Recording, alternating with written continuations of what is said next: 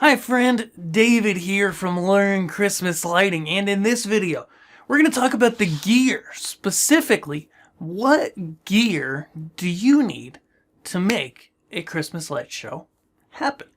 Making an animated Christmas light show can seem complicated, but it's never been easier, and as we get into the future, it continues to get easier, and with a little bit of explanation of what some of these terminologies mean, you're gonna find that it's actually not too bad, and I find most people can learn how to make a great display.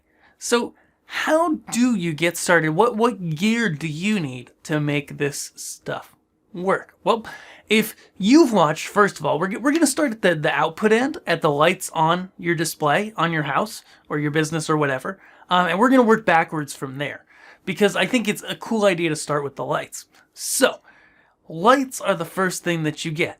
They may be strip lights like these ones behind me. Not a huge fan of them for Christmas, but other applications they can work well.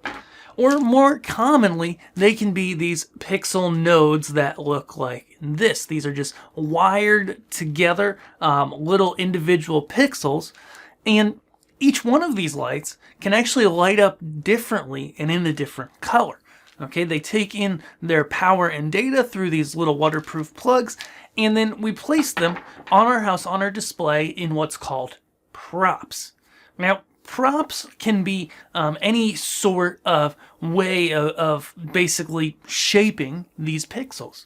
They may be corrugated plastic that you punch the pixels into. They may be strips of plastic that you put the pixels into. They may be something you custom build, or, I mean, heck, you can just string these things on your bushes, though it's a little harder to make it look right.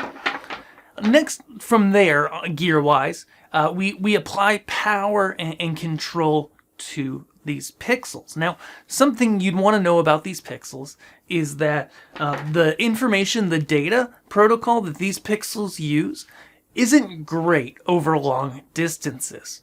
While it varies a lot on types of setups, etc., and I know there's many different opinions on here on the world about this, the truth is, this pixel type signal is not designed to go long distances.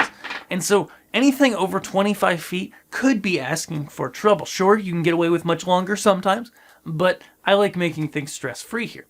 So we've got our controller and power supplies next. And I brought to you here kind of the main hub of my display here, which is a Falcon F48 type controller. Don't worry if you don't know what that is. As well as a power injection board and a Falcon receiver board.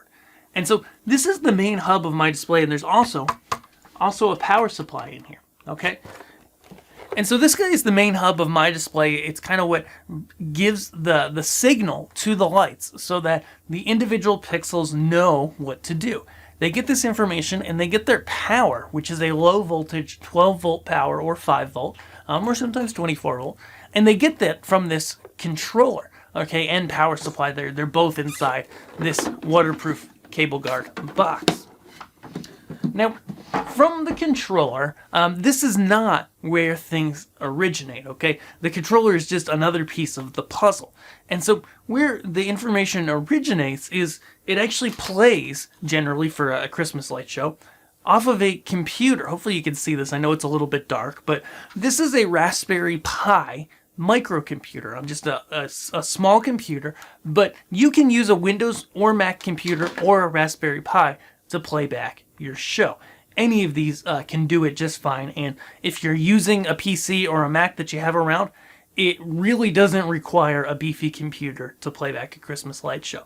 I mean, it should be obvious that if basically a $50, little computer like this Raspberry Pi, yes, they're $35, but case, power supply, SD cards, you end up at $50-$60. If this can run it, then yeah, a Mac or PC that's reasonably not ancient can run your show.